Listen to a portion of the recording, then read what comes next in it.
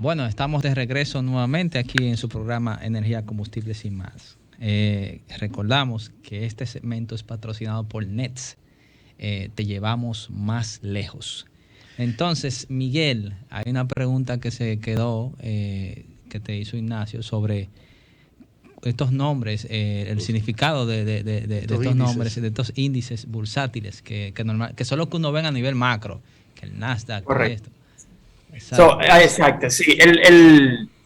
Los índices no son más que un reflejo de se tratan de acaparar un sector en específico o, vamos a decir, desde el punto de vista macroeconómico.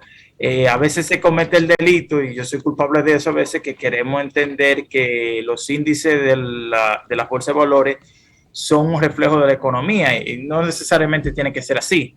Pero tú tienes, por ejemplo, el famoso Dow Jones. El Dow Jones es un índice que tiene trata de reflejar el precio de un conjunto de las principales 50 compañías de los Estados Unidos. Tú tienes el Nasdaq. El Nasdaq se concentra, aunque no se limita, a 2000 y tanto, pues va cambiando de mes en mes dependiendo. De la gran mayoría son compañías que son compañías del sector tecnológico. Tú tienes el Nikkei 225, que son las principales compañías de Tokio o de Japón, perdón. Tú tienes el DAX, que son las principales compañías de Alemania. Tú tienes el famoso FTSE 100, que son las principales compañías de la región euro. Esos índices no son más que, como decía, un reflejo del rendimiento que van dando las compañías que están enlistadas en ese sector o en ese componente de ese índice. Eh, Hay que tomar en cuenta también que a medida, por ejemplo, que un sector no va reflejando lo que se quiere reflejar con ese índice o no tiene pues cierta cantidad o cierto mercado de capitalización, se deslista o se saca una compañía de ese índice y se pone con una que yo creo que sea más apetecible por el inversionista. El ejemplo que me llega a la cabeza es, por ejemplo, la famosa Exxon. Que sacaron a Exxon de la lista, no recuerdo qué compañía fue que pusieron, pero la sacaron del S&P 500 en un momento.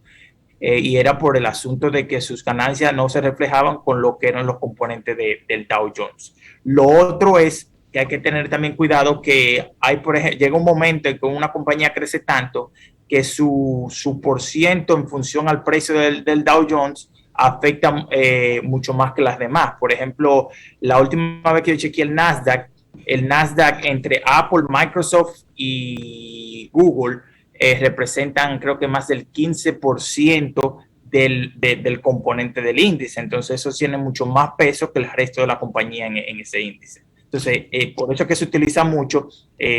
Bueno, la economía está mal, entre comillas, porque el Dow perdió tantos puntos, o el Nasdaq, o el sector industrial, y así por el estilo. O sea, básicamente para que el público pueda asumirlo, Miguel, lo que no sé, lo que yo estoy entendiendo, Miguel, es que tú nos indicas, estos índices son básicamente una especie de promedio que nos permite a nosotros los interesados pues valorar qué mercado tal vez pueda ser más atractivo para nuestro interés de inversión en función de cómo se esté comportando ese índice. No tengo que verificar compañía por compañía, sino simplemente, bueno, en principio si el Nasdaq está cerrando regularmente bajo una cotización alta, pues quiere decir que las compañías que se encuentran enlistadas en el índice pues pueden ser atractivas para mí y por eso acudo al índice, básicamente como una guía, digamos, del inversionista. Así mismo es. Inclusive el Nasdaq fue uno de los pioneros que utilizó, que vamos a decir, digitalizó absolutamente todo y creo que eso se tomó como modelo para los demás índices. Pero hay que hacer la salvedad de que uno no puede ni comprar ni vender el índice. El índice simplemente es un reflejo de lo que está pasando con esas compañías. Y como tú dices, nos da una idea de una tomografía del momento, para ponerlo así. ¿Y quién gestiona, digamos, que la fidelidad de las informaciones de esos índices? O sea, eso está adscrito a una bolsa en particular. Por ejemplo, tú mencionabas el Dow Jones, que son listados de empresas radicadas en Estados Unidos, según lo que señalas. O, por ejemplo, el Nasdaq. ¿Quién certifica que las informaciones que yo recibo de esa guía de inversión pues son fidedignas y que no hay un ejercicio de truqueo? Sí, sí, eso es un trabajo cuesta arriba, diría yo, pero el encargado al final de todo, vamos a decir la cabeza, es lo que le dicen por sus siglas en inglés, el SEC, que es como el ente regulador de las diferentes bolsas de valores en los Estados Unidos. Cada país tiene su ente regulador y vamos a decir, se comparte información. No se puede negar que ha habido uno que otro escándalo a través de la historia, el famoso escándalo de Exxon con la manipulación de los precios de energía, ha habido escándalos de manipulación de qué tan saludable está la compañía, pero en fin, en función a la cantidad de compañías que hay y la cantidad de dinero que está envuelto, creo que se ha hecho un gran trabajo en la fidelidad de las informaciones. Y añadiendo, escúchame que te interrumpa, a eso, hay algo que se utiliza mucho en las acciones, y es que el precio de las acciones no es el precio del presente, por lo regular es en función a la salud de la compañía en el momento, pero tiene que ver mucho con la percepción de lo que la gente cree que va a pasar a futuro. El mejor ejemplo para mí es la famosa compañía Tesla. Tesla hoy en día, cuando tú le quitas el subsidio del Estado, tiene cero ganancia. Sin embargo, Tesla, en asuntos de mercado, en términos de mercado de capitalización, es mucho más grande que Toyota, Honda y Ford juntas. Sin embargo, no tienen la cantidad de ganancia ni de producción de esas compañías. Pero el mercado entiende que a futuro va a ser una compañía mucho más sólida que las demás compañías de la industria automotriz. Mira, quería aprovechar, ahora que tú señalabas el ente regulador de los Estados Unidos, que señalar que nosotros en la República Dominicana tenemos un ente regulador del mercado de valores, que es la Superintendencia de Valores, como por su nombre lo señala y lo engloba dentro de ese mercado, y ha venido a jugar un rol de regulación de esta apertura que se ha vivido en nuestro país en los últimos años, en la diversificación de productos financieros muy enfocados al tema de las ofertas públicas, la emisión de deuda, entre otros conceptos. Así que nosotros en ese sentido también hemos estado, digamos que a la vanguardia y creciendo.